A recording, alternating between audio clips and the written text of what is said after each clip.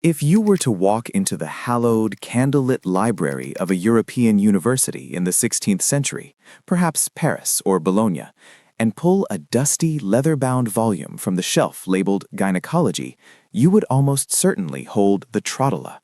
For 500 years, this collection of texts was the absolute, unquestioned Bible of women's health.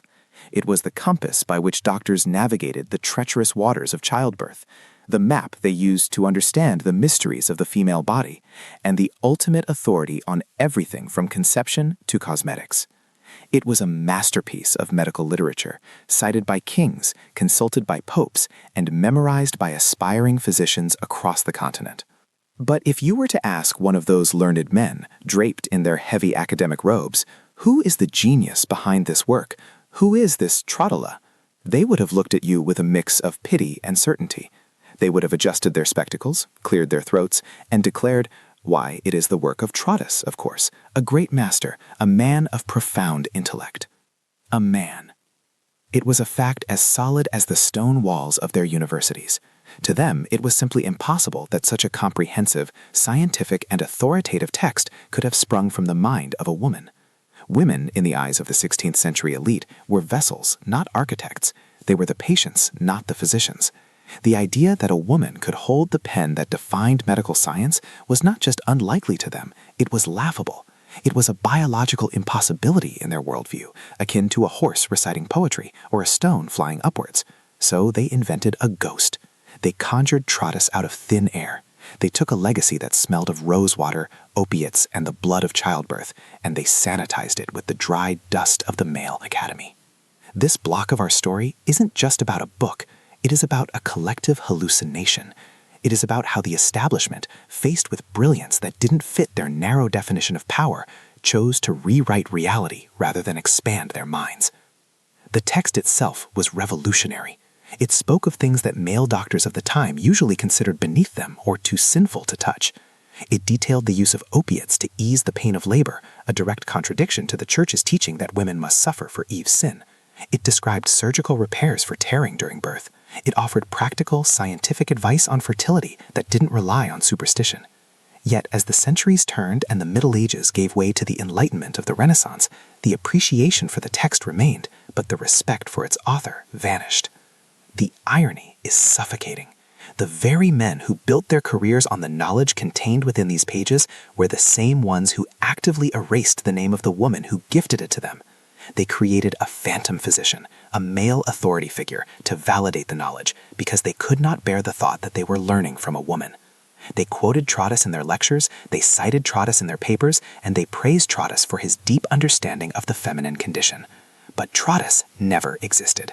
He was a fiction, a paper mask pasted over the face of a genius, created by men who were terrified of the truth, that the greatest expert on women's bodies was in fact a woman. To find the truth, we must strip away the layers of ink and ego added by later centuries and travel back to a time and place that history often forgets to credit for its enlightenment. We must go to Salerno, Italy, in the 12th century. While much of Europe was still shrouded in the intellectual fog of the early Middle Ages, Salerno was a beacon. It was a melting pot where Greek, Arab, Jewish, and Latin cultures collided.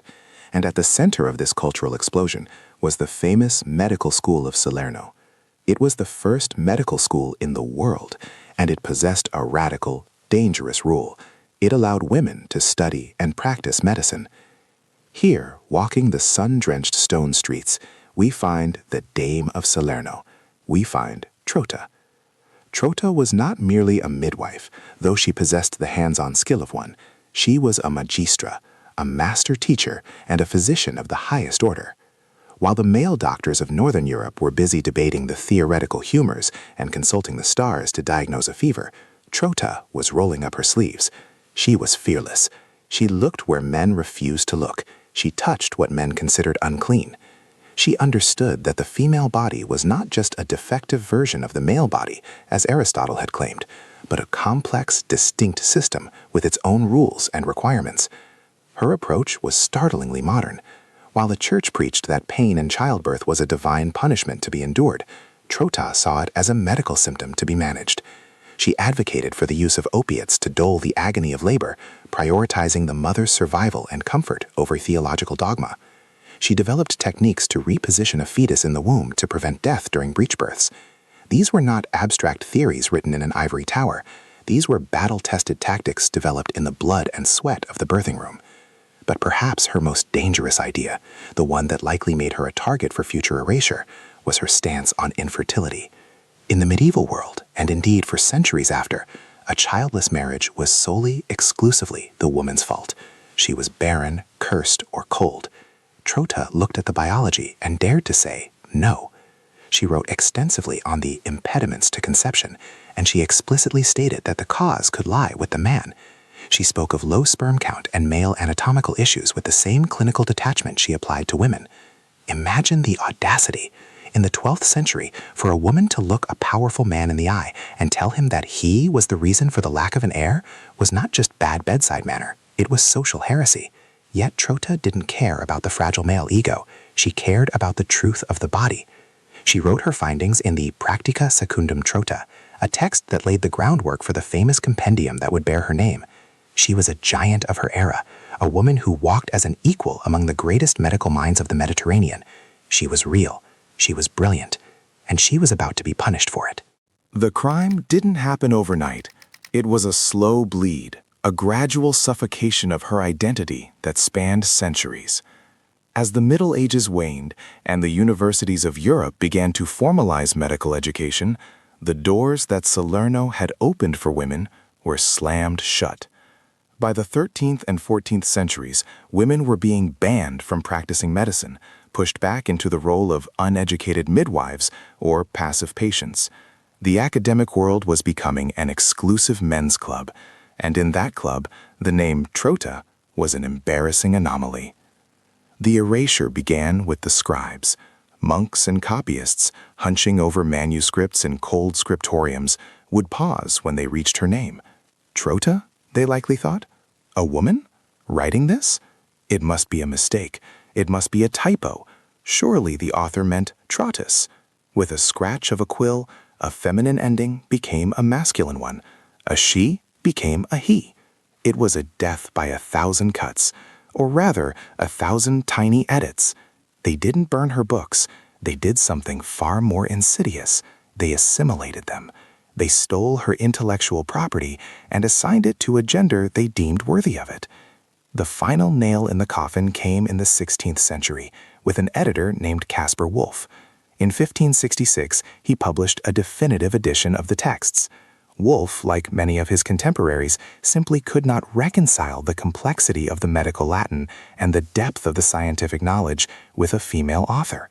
It was cognitive dissonance. So he standardized the author as Trotus. He formalized the lie. He took the Dame of Salerno and officially turned her into a man in the eyes of history. For the next 400 years, Trota ceased to exist. She was a myth, a misunderstanding, a ghost in the machine of medical history.